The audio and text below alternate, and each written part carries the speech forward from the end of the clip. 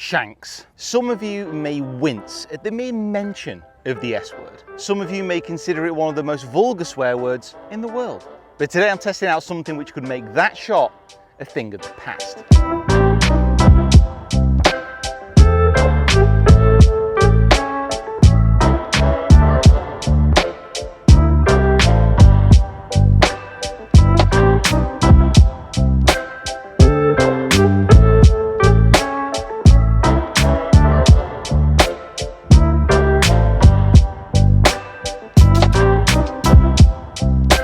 Hey everybody, Peter Finch here, and you join me down at the lovely Stockport Golf Club, and I am testing out this thing, the F2 Wedge. So as you can see, the face of this wedge is set much further forward than your standard wedge. It's at 56 degrees, and apparently, according to the makers, this is shank proof. So normally, if you're going to hit a shank or a hosel rocket or a lateral shot, whatever you want to call it, the shot that must not be named, what this club does, it sets the face forward of the hosel, so apparently even if you strike it right out of the heel, it's not going to make contact with that part of the club and you're not going to be able to hit a shank. So if you've been around golf for a short amount of time, many golf clubs and manufacturers claim that their wedge will, or their club will alleviate all manner of problems within your game. And many of them do a really good job, and could this F2 wedge actually be helping you if you have the shanks? Now this wedge cost me $119 plus shipping. And it came over from the US, so for that type of money, I could have got a really good wedge. I could have got a Cleveland, a Vokey. I could have gone second hand and got two really good wedges. So it best perform not only as a shank-proof wedge,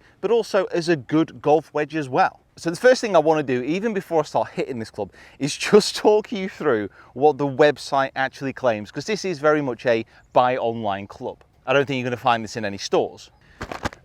So as you can see, I have a very official looking bit of printed paper here. Don't normally do this, but I wanted to read some of the stuff off the website to make sure I got some of the claims absolutely right. So the first thing to say, the website's written in like a weird first person thing where we're almost listening to the designer of the wedge talking, and yet I can't find the name of the designer anyway. It's all a bit strange.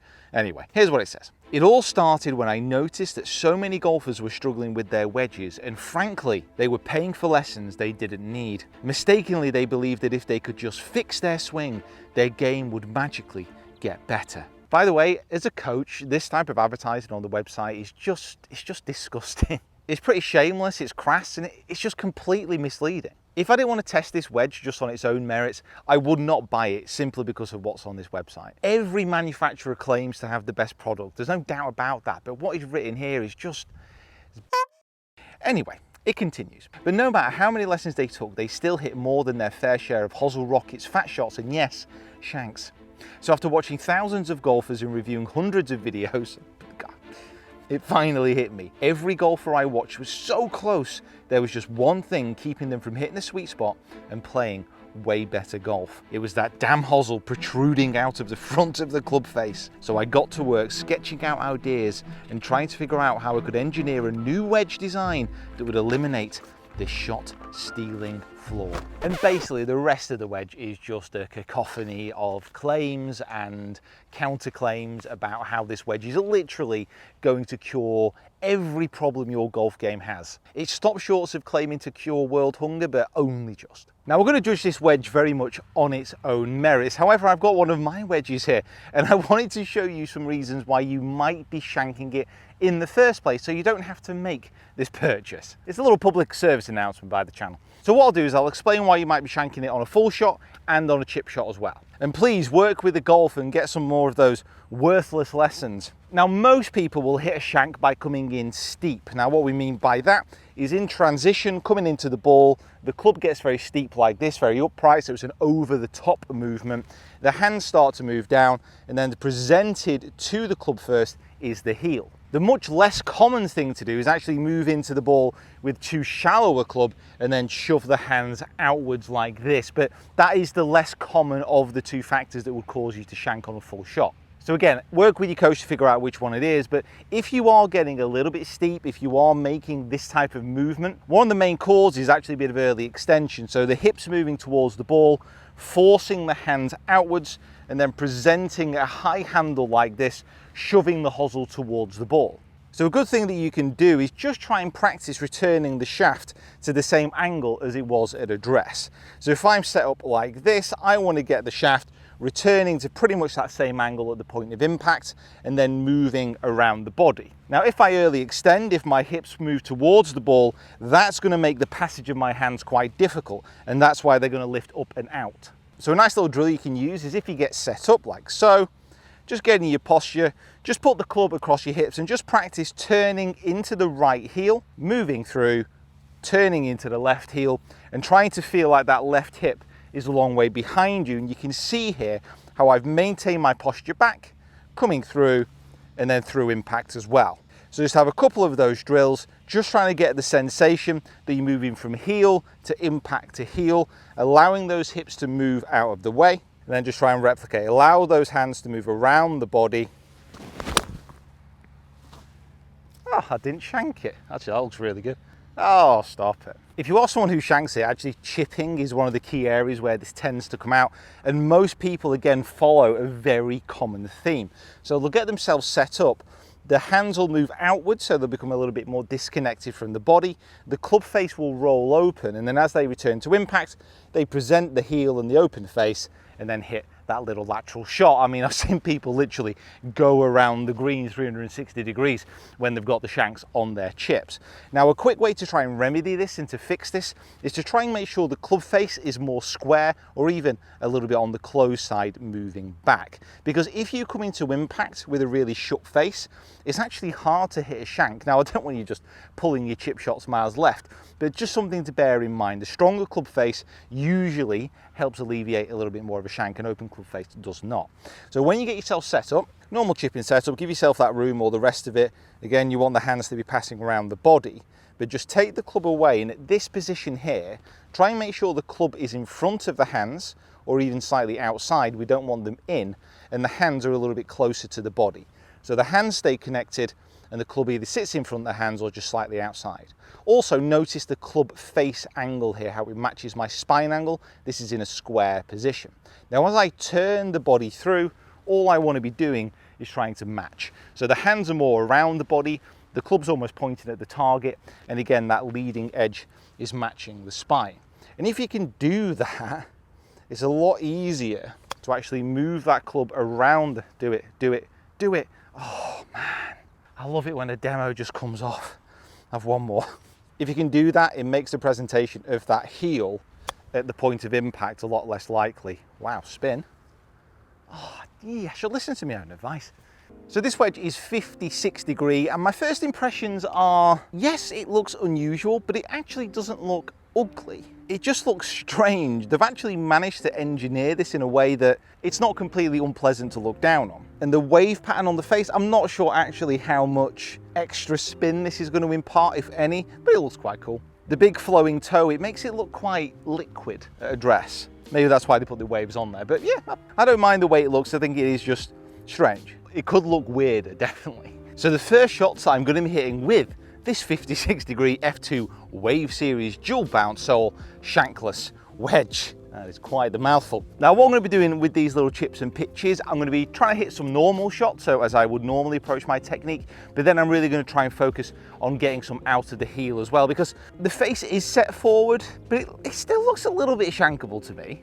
I might be completely wrong, but we'll have to wait and see.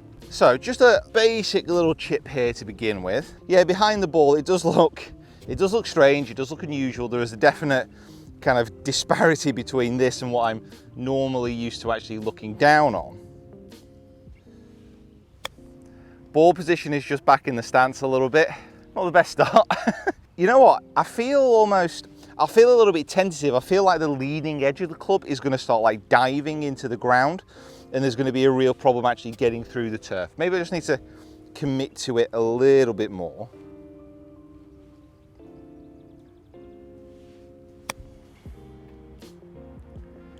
Yeah, that's much, much better. So you've got to try and get over the unusualness of the shape and just actually commit to it. I mean, obviously this has a singular function, you know, it's to stop hitting out of the heel of the club. So one more, just trying to hit out the center.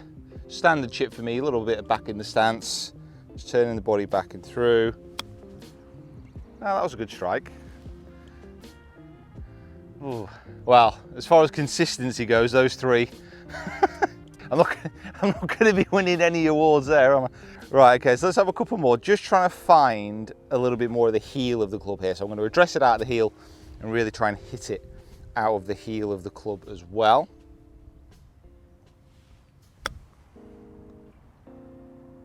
Well, there's no doubt about it, that's the best feeling strike so far. And it's the most out of the heel. Obviously that's where they put all the effort.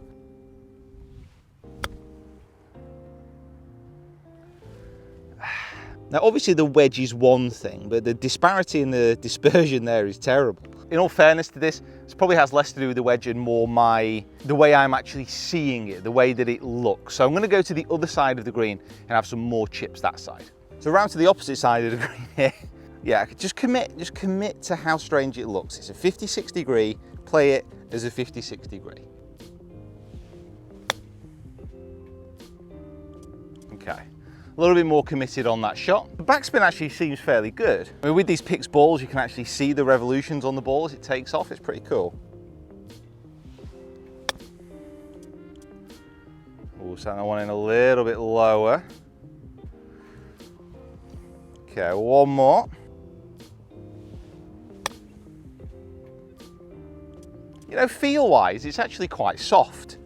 You can actually get a sensation that you are creating quite a bit of spin. They're a little bit more consistent as far as how they flow. And let's have a few shanks, not shanks. So right out of the heel, just going to try and play it as a normal shot still, but just address it massively out of the heel, try and hit it out of the heel.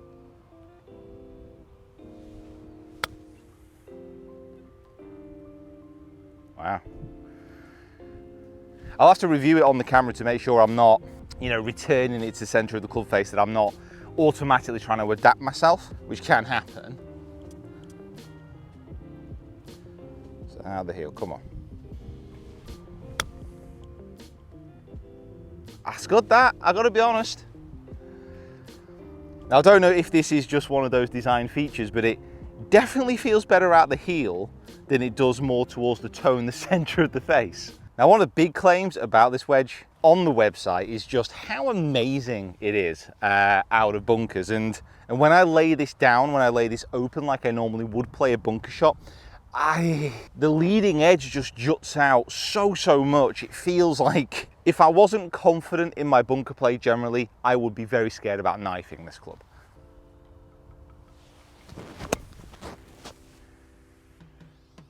Ooh, a lot of backspin actually.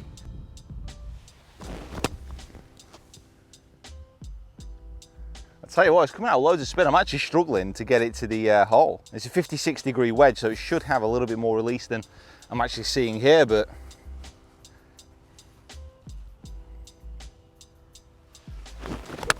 oh yeah, there we go, right. That was a little, a little bit clean. And when I say a little bit clean, I mean I thinned the arse off it.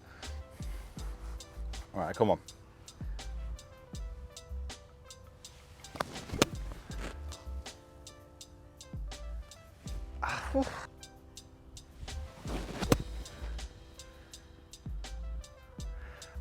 You know what? I'm going to actually have a few more shots out of the bunker because it does feel quite nice. The mental obstacle of trying not to thin it, I mean, that's still there, but actually, that's pretty decent. It just looks so weird.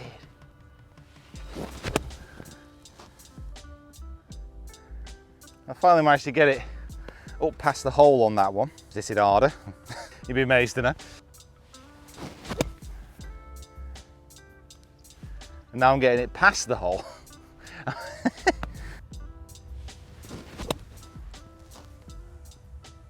Last. Oh, side spin on that. You know, there's a lot that I can take the mick out of this wedge, and I am going to because it is, well, it deserves to be. However, I have to say, out of bunkers, that actually felt okay. And I was certainly getting lots of backspin as well. So credit where credit's due. Does seem pretty decent out of sand. So onto a slightly longer pitch shot here. You're about 40 yards away.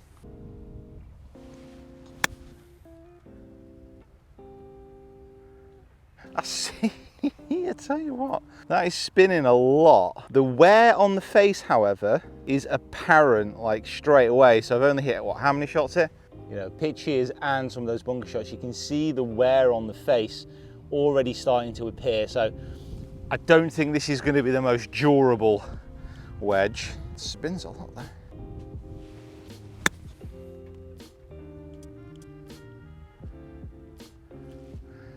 It's quite a big push, to be fair, that.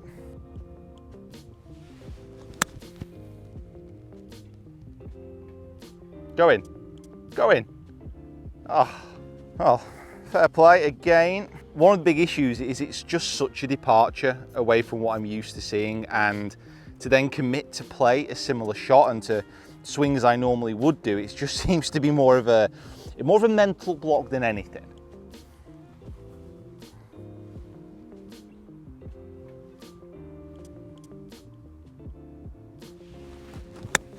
Oh no, that's terrible.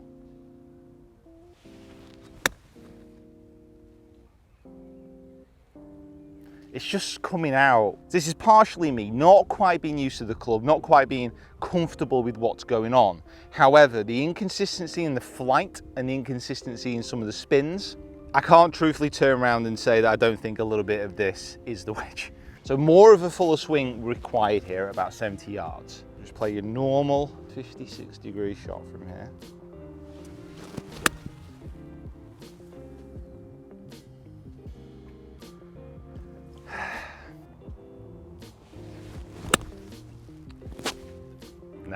Nah, no, I don't like it. I don't like it.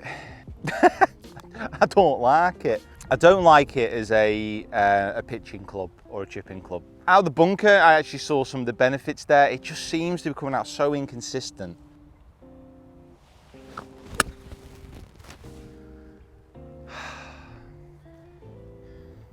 One thing which we haven't really talked about, in all honesty, is obviously when the face goes forward, this is going to change the orientation to what I'm used to having in the swing. All of a sudden, this club face is going to be reaching the ball much quicker.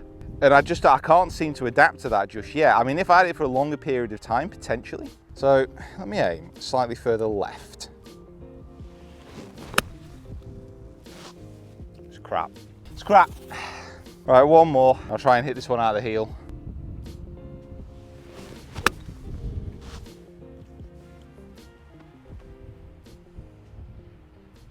No, not for me. So summarising this wedge is actually quite difficult because there's no doubt that it basically does what it says it's going to do. You know, I didn't shank a single shot, and I'm going to find it quite hard to actually manage that with the way that the club face is set so far in front. The negatives for me are obviously the outlandish claims that it makes. It is not the best wedge in the world by any stretch of the imagination. Also, I've only been testing this for the morning, but you can see the wear on the face. I mean, those wave patterns there pretty much completely disappeared from where I've been striking it, you know, mostly out the middle.